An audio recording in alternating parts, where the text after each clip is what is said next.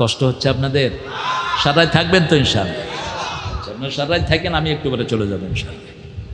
হ্যাঁ, ঘুমাবেন এই সময়, ঘুমের সময়, এই সময় ঘুমাবেন, ক্যান্সার হবে না। এশার পর ঘুমিয়ে পড়বেন।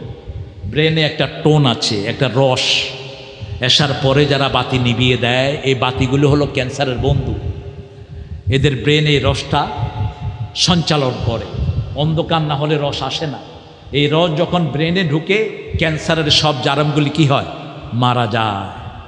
এই জন্য একজন খ্রিস্টান ডাক্তার তার হসপিটালের সামনে, ভেলোরে তিনি আসেন ইংল্যান্ড থেকে, তার হসপিটালের রুমের সামনে রেখেছেন ওয়াজআলনা নাওমাকুম সুবাতা, রাতকে তোমাদের জন্য শান্তির বাহন করে দিয়েছি। একজন মুসলমান বলল, brother you are Christian, why did you write the Quranic versus?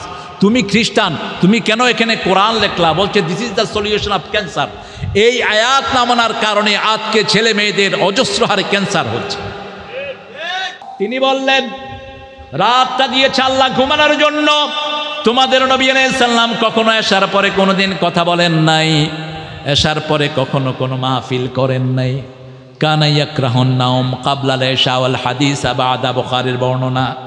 তিনি এশার আগে ঘুম অপছন্দ করতেন, এশার পরে কথাও পছন্দ করতেন, শুধু বিবিদেরকে সময় দিতেন রাহমাতাল লিল আলামিন। তো নবী ঘুমিয়ে পড়তেন। ঘুমানোর সাথে সাথে তিনি রাত 3টায় উঠতেন, কারণ তাহাজ্জুদ ওনার জন্য ফরজ ছিল। রাসূলের জন্য 3টা কাজ ফরজ ছিল। কয়টা?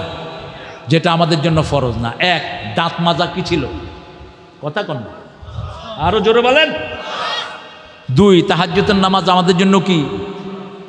নফল। যদি ফরজ হতো কত নামাজের গোষ্ঠী। এমনি তো ফজরের নামাজে ওযু ঠিক করে না। আবার রাসূল সাল্লাল্লাহু আলাইহি ওয়াসাল্লাম বলেছেন, ফজরের সুন্নত খুব ছোট করো, বুখারীর হাদিস। তো মা আয়েশা রাদিয়াল্লাহু আনহা জিজ্ঞেস করতেন, ইয়া রাসূলুল্লাহ, ফজরের সুন্নত যে পড়ছেন, সূরা ফাতিহা পড়ছেন না ফুরে মেরে? রাসূল খুব দ্রুত পড়তেন ফজরের সুন্নাহ। তো ইমাম তিরমিজি রাহিমাহুল্লাহ বলছেন, দ্রুত পড়তেন তিনি 2টা সূরা, কুল ইয়া আইয়ুহাল আর কুল হুয়াল্লাহু আহাদ। 2 আয়াতে 2 রাকাতে 2টি সূরা পড়তেন। কিন্তু ফজরের ফরজে সবচেয়ে লম্বা কেরাত পড়তেন রাহমাতাল লিল। যখনই আপনি এশার সাথে সাথে ঘুমাবেন, আপনার 99% রোগ কি হয়ে যাবে? কথা কন না কেন? গ্রামে ক্যান্সার বেশি না শহরে বেশি? গ্রামে করোনায় মরছে বেশি না শহরে মরছে বেশি? এই গ্রামে লাইট বেশি না শহরে বেশি? শহরে বেশি।